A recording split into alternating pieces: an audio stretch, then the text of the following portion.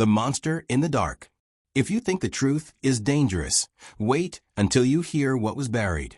Like, comment, subscribe, because this one will stay with you long after the screen goes dark. The night Perth police swarmed the quiet cul-de-sac of Windara Drive. The air felt too still, like something terrible had happened long before anyone noticed. A single porch light flickered on the far end of the street, casting a weak glow over a neighborhood known for silence, safety, and families who rarely locked their doors. But tonight, the peaceful suburb felt like a stage set for something far heavier. Detective Hannah Rourke stepped out of her unmarked sedan and scanned the house at the center of all the calls. The windows were blacked out. The front door was cracked open just enough to show a sliver of darkness. And somewhere inside, officers had already found the first clue, a trail of disturbed carpet fibers leading deeper into the home, as if someone had been dragged or rushing through. The whispers around the perimeter repeated a single name: Mason Hale. A local figure with a reputation that stretched far beyond Western Australia. A man who once ran with a crew known for robberies that were executed not with chaos, but with precision. Hale was no ordinary street criminal.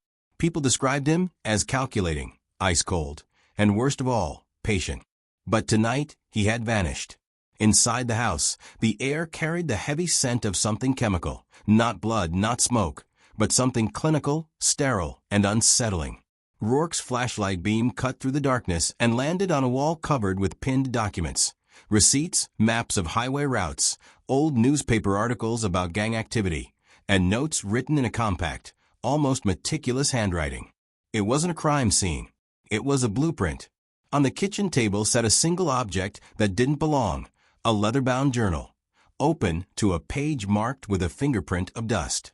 The writing was sharp and exact, like the author had pressed each letter with controlled force.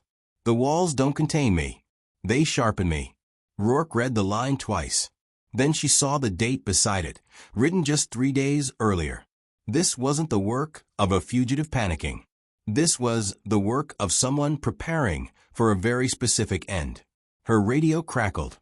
"Detective Rourke, you need to see the basement." The basement door stood at the end of a narrow hallway, sealed with a heavy latch that looked recently installed. The metal had been scratched, as though someone tried to force it open, then gave up. 2 officers had finally broken through using a crowbar, and the door now hung crookedly, groaning as it opened. The basement lights were dim, but enough to reveal a chilling sight. Rows of boxes stacked floor to ceiling, each labeled with dates going back nearly 10 years. The front row held 5 boxes marked with a newer label: Casuarina. Casuarina Prison, Western Australia's most fortified maximum security institution. The place where men disappeared into steel and concrete, where reputations didn't die, but muttered through cell blocks like ghost stories.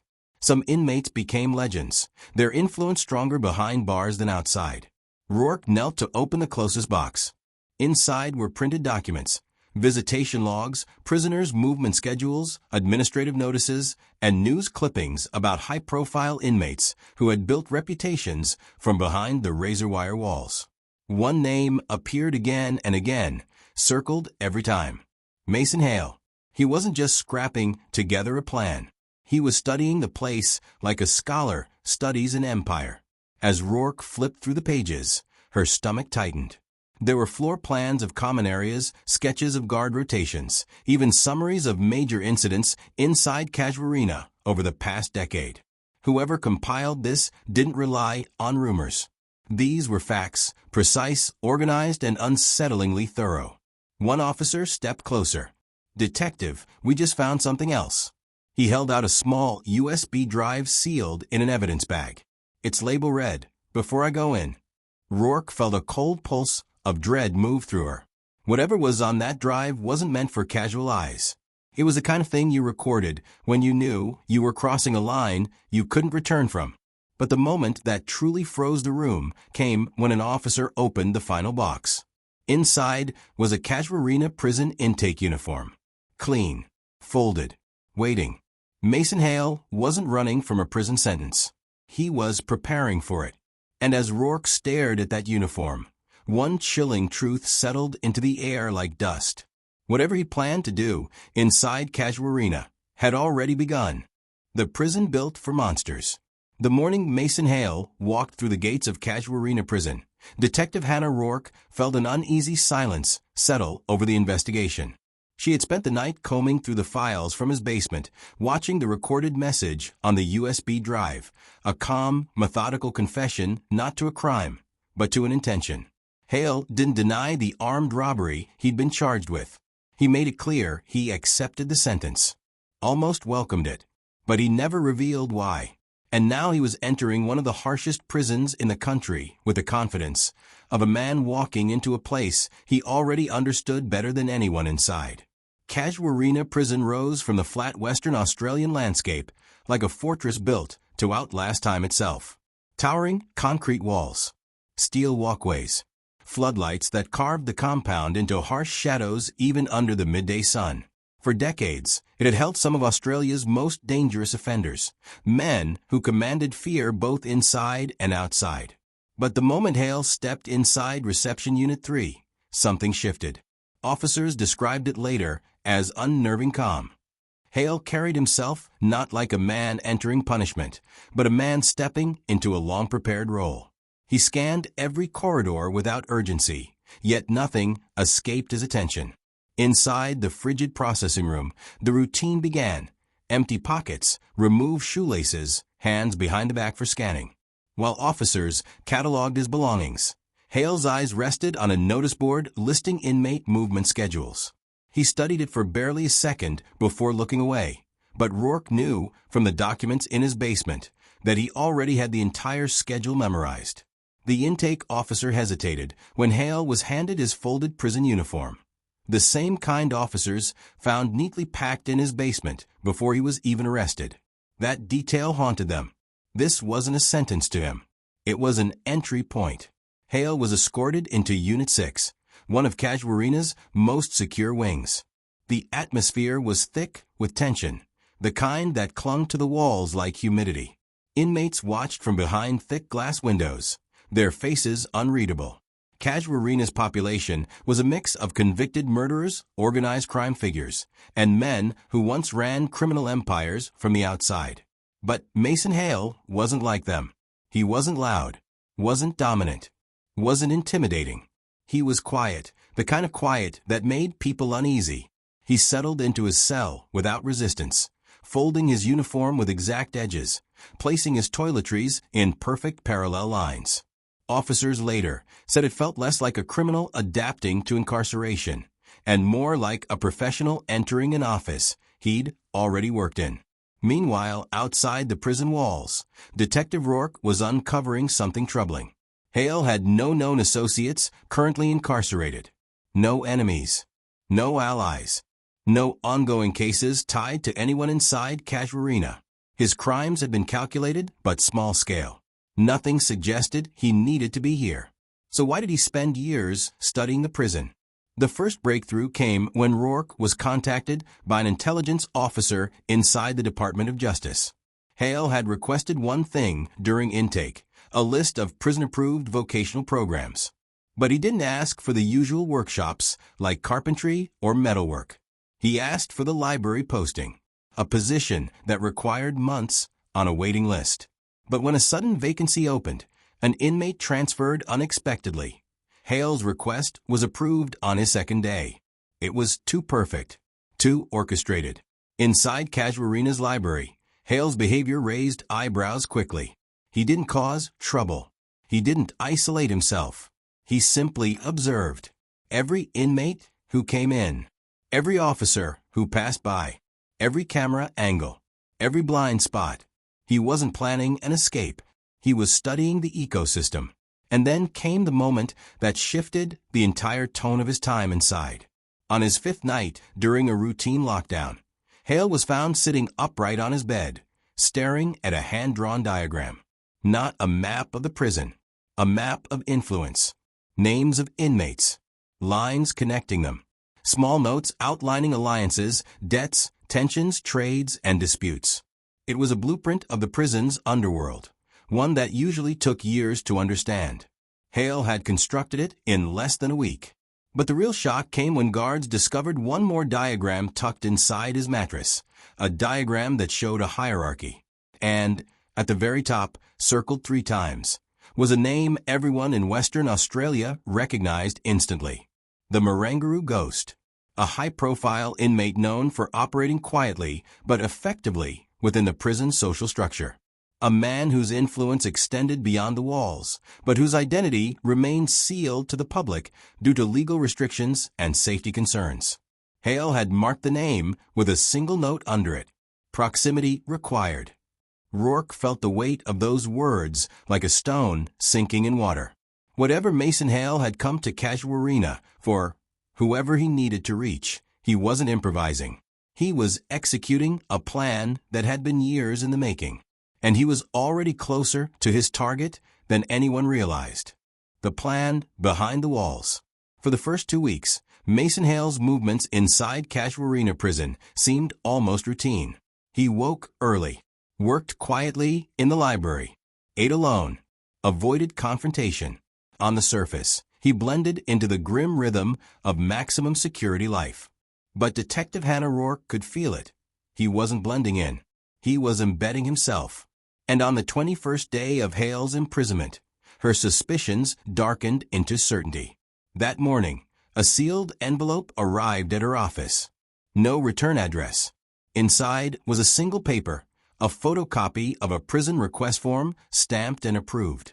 Hale had signed up for the Conflict Resolution Program, a program meant to reduce violence among high-risk inmates. But the signature under his name was what chilled her.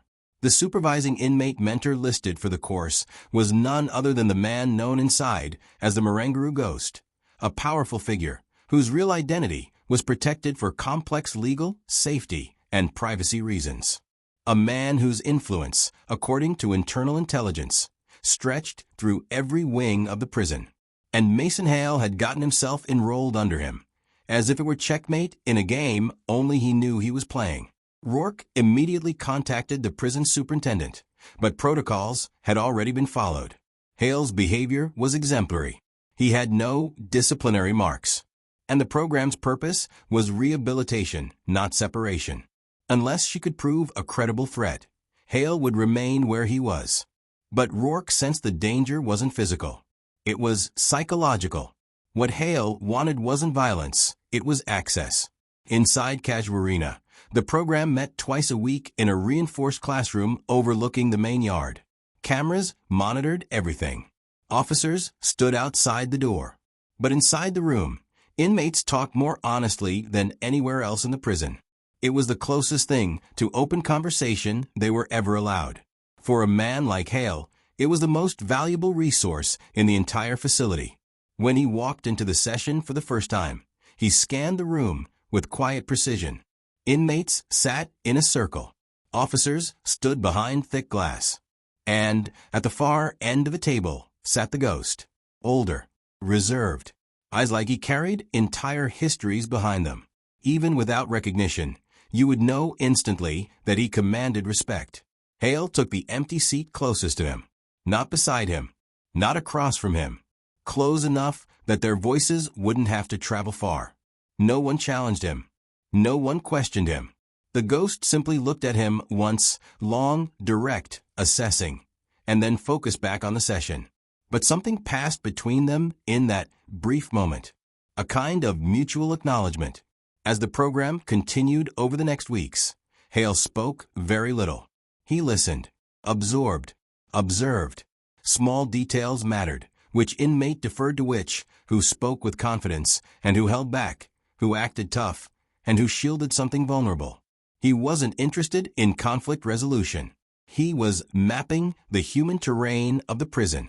And slowly, subtly, the ghost began allowing him into small conversations after sessions. Nothing illicit, nothing conspiratorial. Just the kind of quiet discussions that happened between two people who shared an intelligence sharper than the room around them. That was when Rourke finally understood Hale's true motive. He hadn't come to Casuarina to break someone. He hadn't come to rise in power. He hadn't come to escape or orchestrate anything criminal. He had come to study the prison, to document it, to understand it, to expose the hidden architecture of influence and survival within its walls. His notebooks, found later, weeks after his arrest, contained draft chapters for a manuscript, a book about life inside Casuarina. Not sensationalized, not glorified, almost academic in tone, but with one crucial twist. He needed the ghost's cooperation to complete it. He had targeted the one man who understood the prison better than any outside observer ever could. A man who had seen decades of shifting alliances, policies, and human behavior confined under pressure. Hale wasn't building criminal connections. He was building a narrative. But the twist came when the ghost discovered Hale's intentions. One evening, after a session ended, the ghost asked quietly, "Why me?" Hale answered without hesitation, "Because you're the last person in this place who remembers what it used to be. Before the walls changed. Before the system hardened. Someone has to tell that story." The ghost studied him for a long time. And then, with a single nod, he agreed to speak. For the first time in Casuarina's history, an inmate known for silence began recounting the truth, not about crimes, but about the evolution of the prison itself. A historical account. A sociological insight. A record of survival. When the manuscript was later sent to authorities for review, it shook the entire system. Nothing illegal. Nothing defamatory. Nothing confidential. But it revealed the human cost of Australia's hardest prison in a way no report ever had. The final twist came months later, after the book's publication approval process began. Hale received a letter in his cell, signed only with a simple phrase, "You told the story right." It was the ghost's final message. And the book, later released to the public, sparked national conversation about rehabilitation, not fear. Hale hadn't entered Casuarina to build power. He entered to build legacy. A legacy born behind the hardest walls in Australia. And as the documentary narrator closes in on that final line, the screen would fade to black. If you thought this was intense, the next story will shake you even deeper. Subscribe so you don't miss it.